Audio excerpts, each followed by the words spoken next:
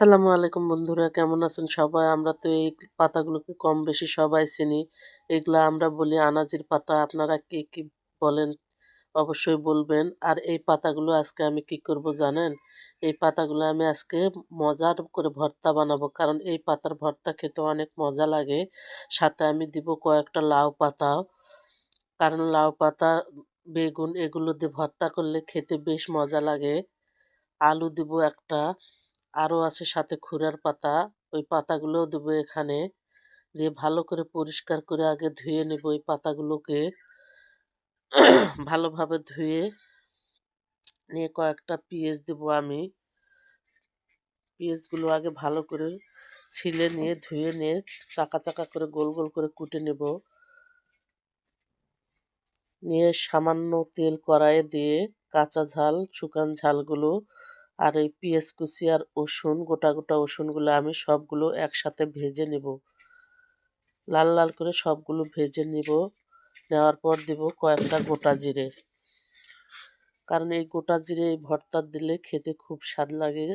জিরের একটা ভাজা ঘ্রাণ আসে, ভর্তাটা খেতে খুব ভালো লাগে। তা আমি ওগুলো আগে লাল লাল করে ভেজে নিয়ে, আমরা এটাকে বলি শাঙ্কি, কেউ বলে পশুন। তো যাই হোক, আমরা এটা পশুনে বলি। এটাতে আমি তুলে নিলাম, ওখানে নিয়ে ভর্তা করব। আর এই শাকগুলো আমি দেখেন এখন সিদ্ধ করতে দেব। শাকগুলোতে স্বাদ মতো লবণ দেব,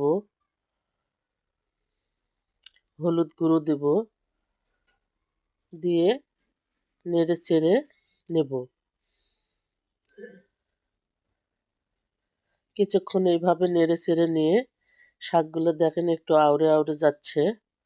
এখানে আমি পানি দিব না, কারণ এইভাবে ঢাকনা দিয়ে শাকটা আগে ভালো করে সিদ্ধ করে নেব। নিয়ে আমি এই মরিচ গুলো যেগুলো ভাজে রাখছিলাম এগুলো আগে ভালো করে সেনে নেব। কারণ ভালোভাবে সেনে নিয়ে ওই ভর্তাতে মিক্স করব। তা আপনারা এই ভর্তাটা কে কীভাবে খান জানেন জানি না, কিন্তু আমরা গ্রামের মানুষ এই রকম শাকসবজি দিয়ে নানান রকমের ভর্তা বানিয়ে খায়। কারণ এই ভর্তাগুলো খেতে যা মজা লাগে, গরম ভাতের সাথে তো বেশ মজা লাগে। সাথে আরও যদি থাকে একটা লেবু, আপনারা লেবু কাটে নিয়ে ভাতের সঙ্গে এই ভর্তা দিয়ে খাবেন, দেখবেন খেতে বেশ মজা লাগে।